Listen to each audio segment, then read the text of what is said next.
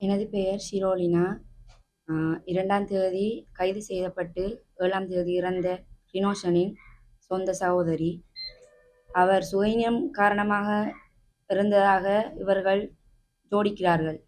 அவர் சுயநலம் காரணமாக இறக்கவில்லை. ஏனென்றால் அவர் 2ஆம் தேதி இவங்க பிடிச்சு கொண்டு போகிறதுக்கு முதலாம் தேதி நான் அவரை வீட்டில் சந்தித்து நாங்கள் இப்படி வழக்கமாக நாங்கள் அண்ணன் அக்கா தம்பி விளையாடி பகுடி பண்ணி எப்படி இருப்போமோ அப்படி என்னோட நல்லா சிரித்து கதைச்சி செஞ்சவர் அவர்.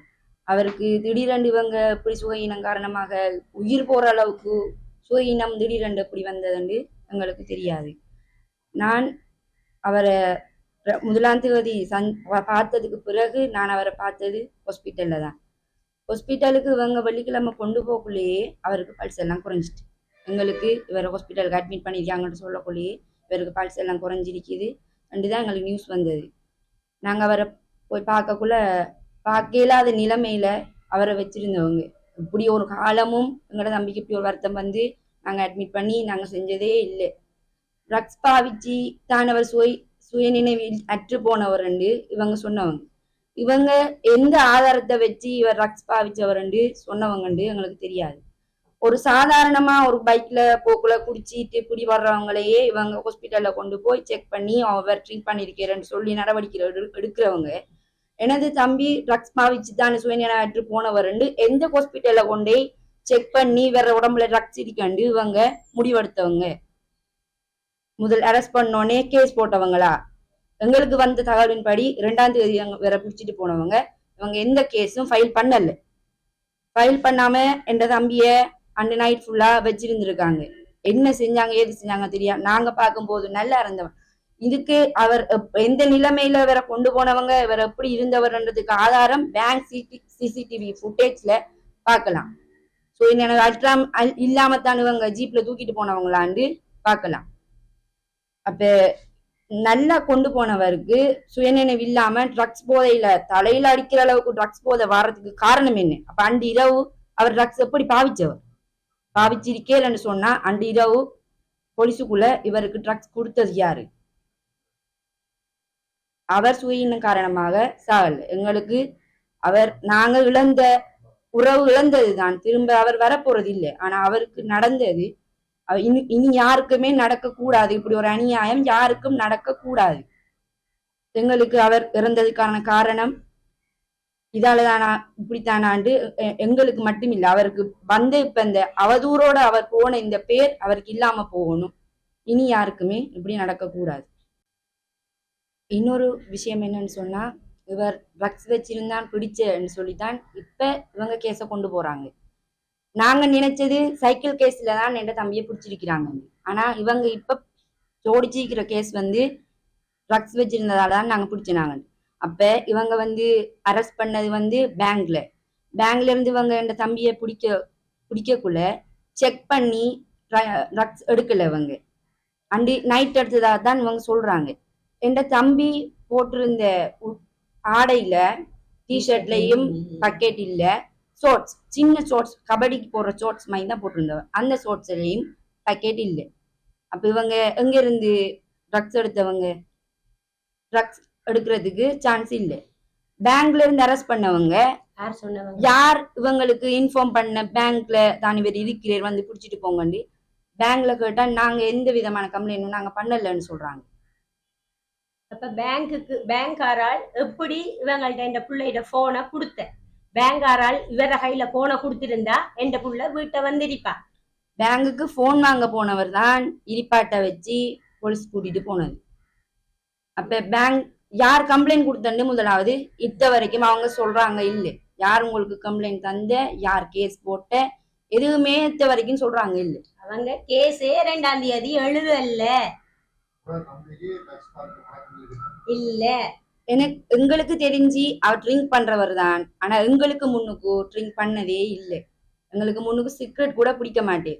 நாங்க பர்த்டே ஃபங்க்ஷன் பண்ணாலும் வாண்டு சும்மா கூப்பிட்டாலும் வேணாம்னு தான் சொல்லுவேன். மரியாதையா தான் இருப்பேன். அவரோட ஃப்ரெண்ட்ஸோட அவர் போற மற்ற டிஜே ஃபங்க்ஷன்கள் அவர் ட்ரிங்க் பண்ணுவேன். எங்களுக்கு முன்னுக்கு இத்த வரைக்கும் அப்படி இல்ல. இப்போ ஒரு 1.5 வருஷம் 2 வருஷத்துக்கு முதல் என் புள்ள கஞ்சா எண்ணத்தையோடய குடிபட்டதாமண்டு கொண்டு உள்ளுக்குள்ள போட்டவங்க. அப்ப நான் அதை போய் எடுத்துட்டு வந்து என் பிள்ளைகிட்ட சொன்னேன், நான் மகன் மம்மி உனக்கு பின்னால சங்கம் கொஞ்சம் தெரியலாது, இது இடியப்ப கடை, நான் மரியாதையா நடத்துற கடை, நீ குடிக்க போறியா பியரோ சாராயமோ அள்ளி கொண்டு வச்சு குடி, உனக்கு பின்னால எனக்கு இப்படி தெரியலாது, நான் அவங்க இப்ப வந்து என்ன சொன்னா நீங்க எல்லாம் இந்த செய்யாதீங்க. கேஸ் அவங்களுக்கு சாதகம் ஆக்குறதுக்காக இவர் இதுக்கு முதல் ஒரு 1.5 வருஷம் 2 வருஷத்துக்கு முதல் குடிவட்ட கேஸ அவர் இப்படிப்பட்டதான் இருந்தவர், அவர் தான் பாவிச்சிருக்கிற மாதிரி அவங்க பதிவு செய்யறாங்க. ஒருத்தன் ஒரு தரம் பிடிபட்டுட்டான்னு சொன்னா அதையே வச்சு அவன் அதனால நான் செஞ்சவன் இவங்க எந்த விதத்துல இவங்க சொல்லலாது. அவங்க சொல்றதுக்கு உரிய ஆதாரம் இருக்கணும் அவங்கள்ட்ட. அதுக்கு பிறகு இந்த பிள்ளையோட கேஸ் ஒன்றுமே அவங்களோட ஃபைல் ஆகல, சரியா, ஒன்றுமே இல்லை. இப்ப கடைசியா இதை பிடிச்சிருக்காங்க. எந்த புள்ள ரக்ஸ் பாவிக்கிறல்ல, திட்டமான உண்மை நான் சொல்றேன். சாராயம் குடிப்பான், கிறிஸ்டல் குடிப்பான், என்ன பியர் குடிப்பான். இந்த பழக்கம் எந்த பிள்ளையில இல்ல. அப்படி தெரிஞ்சிருந்தாலும் எங்களுக்கு தெரிஞ்சிருக்கும் இவன் இப்படி பாவிக்கிறான்டா, எங்களுக்கு அவன் நிலைமை தெரிஞ்சிருக்குமே. வீட்டுல எங்களுக்கு எந்த புள்ள இப்படி பாவிச்சிருந்தா நிலைமை எங்களுக்கு இன்னும் போஸ்ட்மார்ட்டம் ரிப்போர்ட் வரல. அவங்க இப்போதைக்கு இங்க செக் பண்ணதில்ல, அவங்களுக்கு இந்த மெஷின்ல ஒண்ணும் காட்டுது இல்லையா. அதால இவங்க கொழும்புக்கு அனுப்பித்தான் செக் பண்ணித்தான் ரிப்போர்ட் தருவாங்கன்னு சொல்லி இருக்கிறாங்க. ட்ரக்ஸ் பாவிச்சிருந்தா கொஞ்சமாவது அவங்களுக்கு ஏதாவது காட்டிருக்கணும். அப்படி இங்க ஒண்ணும் காட்டுது இல்லையா. ரிப்போர்ட் எப்படி வரும்ன்றது எங்களுக்கு யாருக்கும் தெரியாது.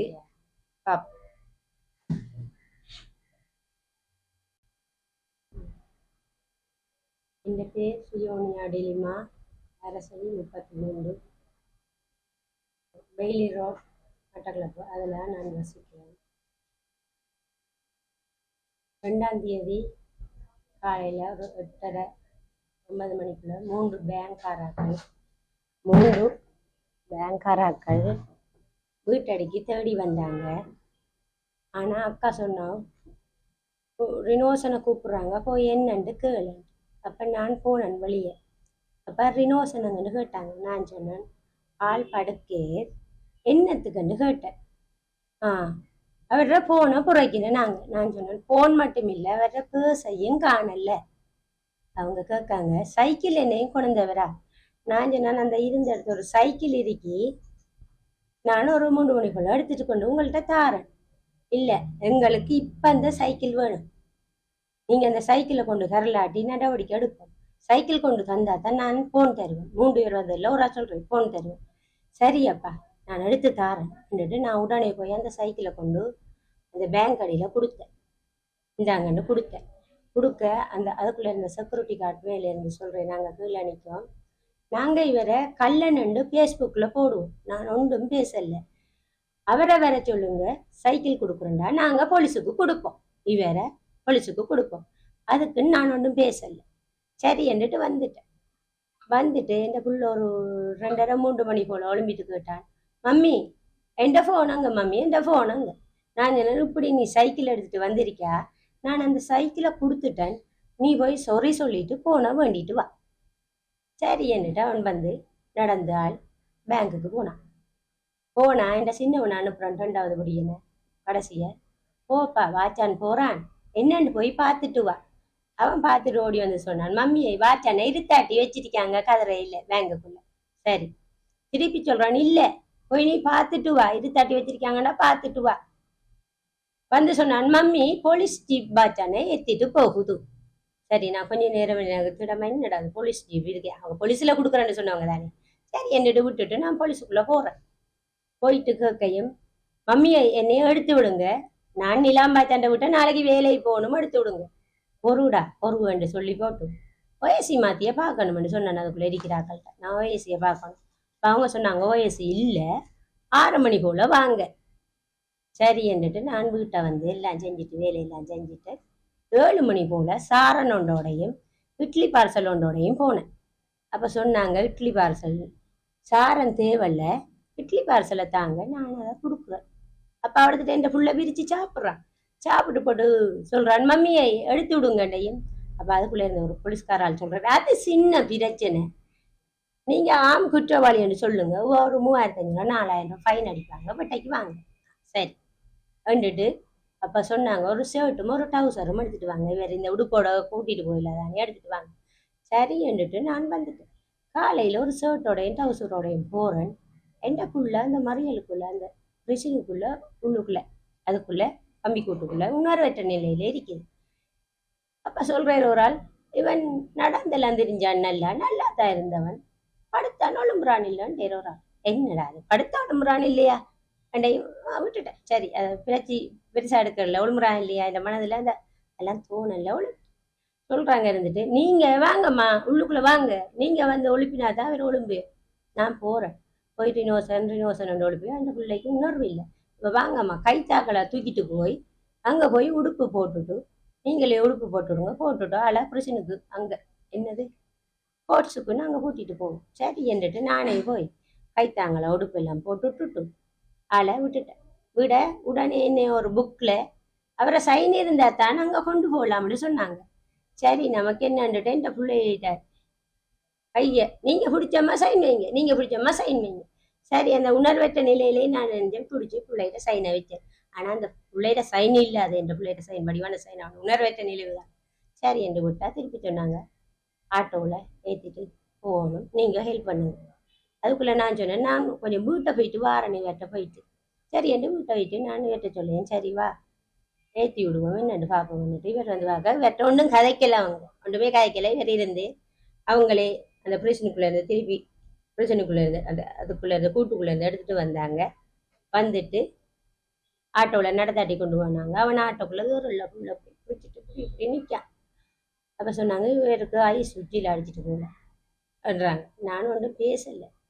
அதுக்குள்ளேயும் அந்த துண்டுக்குள்ளேயும் கூப்பிட்டு சொல்கிறாங்க, மூடமா நான் ஐஸ் வச்சிருந்தேன். என்ன சார் ஐஸ் வச்சிருந்தேதா? சைக்கிள் கேஸில் எல்லாம் பிடிச்சிட்டு வந்தேன் நீங்கன்னு சொல்லையும். இல்லைம்மா அவர் ஐஸ் குடிச்சிருக்கேன்ட்டாங்க. வந்துட்டு நான் விட்டுட்டோண்டு என்னை அதை செய்யலை, நான் விட்டுட்டேன். அவருக்கு பிறகுதான் இவங்க நினைஞ்சாங்க ஆட்டோ மட்டும் கொண்டாங்க. ஆட்டோக்குள்ள நான் தான் புள்ளி ஏற்றி விட்டேன். மம்மி வாரனப்பன் ஏறுண்டு நான் தான் ஏற்றி விட்டேன். ஏற்றி விட்டுட்டு கோட்ஸுக்குள்ளே போனேன். எனக்கு இவங்க இந்த பிள்ளையில பதட்டல் நினைக்கிறதுல இவங்க இன்னையோ எல்லாம் நடக்குது, நான் விட்டுட்டேன் ஐஸுன்னு சொல்கிறாங்க. ஒன்றும் பேசலை. அப்போ ஜட்ஜ் தூக்கி இப்படி புத்தகத்தை இப்படி போட்டுட்டான், அந்த புத்தகத்தை இங்கே போட்டுட்டான். அப்போ எனக்கு பதட்டம் முழுமிட்டு என்ன புத்தகத்தை போட்டுவிட்டா என்ன பிரச்சனைன்னுட்டு நான் நினைஞ்சேன். பட்டியால் குளறி கொண்டுட்டு வந்தேன். அதுக்குள்ளேயே போலீஸ்காரால் சொல்கிறே இவரை எடுக்கிறண்டா ஒரு ஆள் லோயர் ஒரு ஆள் வேணும் அண்டு நான் ஒரு ஆளை பிடிச்சி தாங்கன்னு அந்த போலீஸ்காரால் தான் எனக்கு ஒரு லோயர் பிடிச்சி தந்தேன். லோயரை பிடிச்சி தந்தேன் கதைச்சி இவட்டையை கூட்டிகிட்டு போங்க. ஆனால் இவரை நிலையத்தை பார்த்து ஜட்ஜ் நீதிபதி விடலை. 2ஆம் தரம் போக்குள்ள நான் ஃபோன் பண்ணி என் புருஷனை கூப்பிட்டேன். என் புருஷன் தலைமாட்டில் இப்படி தோளில் சாஞ்சபடி சொன்னாங்க, அரைங்க அப்போதான் உணர்வு வேறுபட்டு. நானும் அரைஞ்சேன். 2 பிள்ளைக்கு உணர்வு வந்தது. தலையில குட்ட விடாமட்டாங்க. ஏன் சொன்னாங்கன்னு எனக்கு விளங்க இல்லை. குட்ட விடாமட்டாங்க.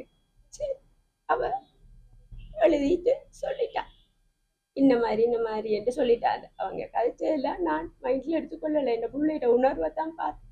சரி ஆஸ்பத்திரிக்கு கொண்டு போகிற மாதிரி தான் எழுதினாங்க, கொண்டு போங்க வேற ஆஸ்பத்திரிக்கு.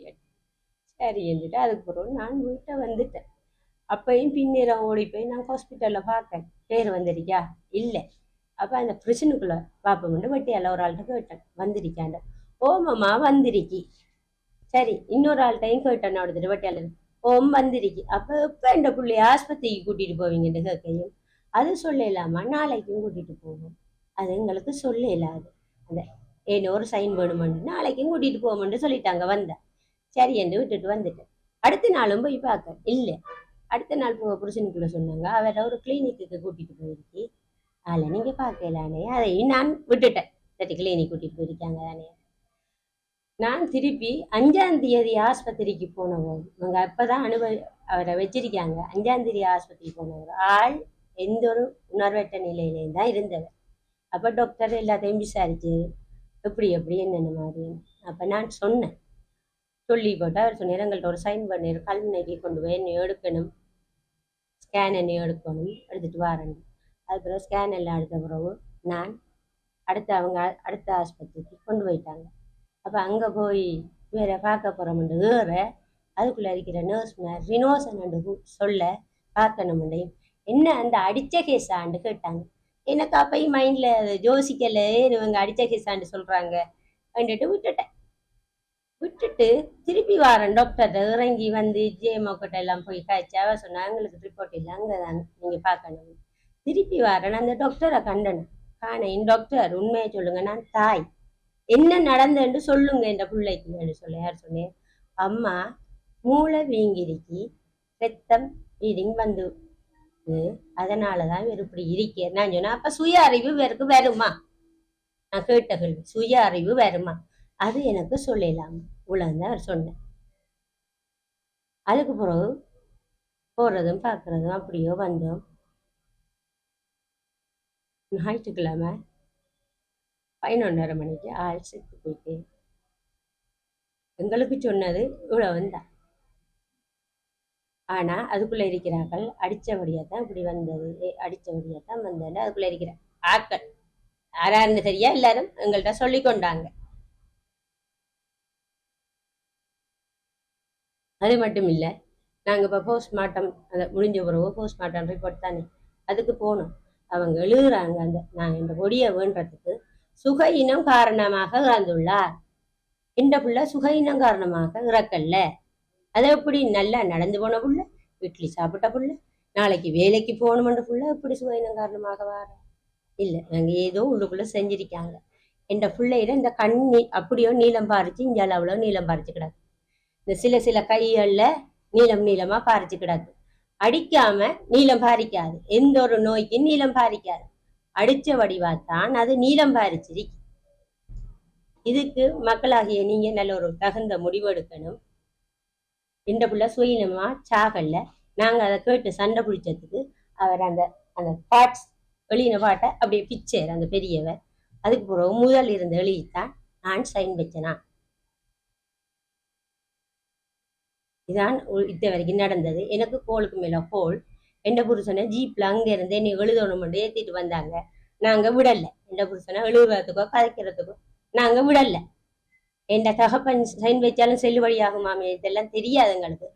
முதலாவது மக்களாகிய நீங்க அறியாம என்ற ஒன்று நாங்க செஞ்சு இப்படி பிள்ளையில பழி கொடுக்கறத நிப்பாட்டுங்க.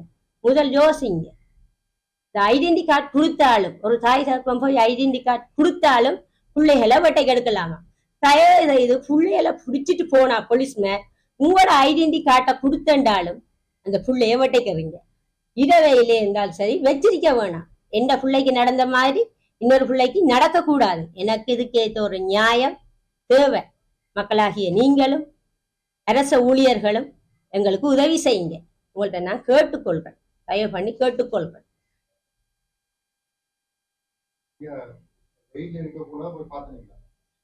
போன நான் அவங்க சொன்னாங்க கிளினிக் கொண்டு போயிருக்காங்கன்னு சொன்னாங்க.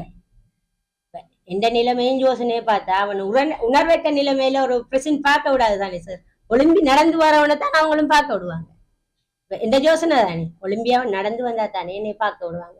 அவனுக்கு தான் உணர்வற்று போயிருக்கு. எப்படி எந்த புள்ள ஒளிம்பி நடந்து வர சுயநினைவு இருந்திருந்தா அவங்க போனாங்க கிளினிக் கொண்டு போயிருக்கோம்னு சொன்னாங்க.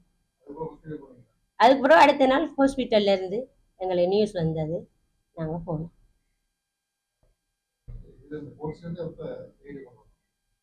கோர்ட்ஸ்ல இருந்து அண்டு பின்னேரமே கொண்டு போயிட்டாங்க. அடுத்த நாள் அந்த போயாடையாண்டு தான் பார்த்தேன். நான் போய் கேட்டேன். அவங்க சொன்னாங்க கிளினிக் கொண்டு போயிருக்கோம்னு சொன்னாங்க. அவ்வளவுதான்.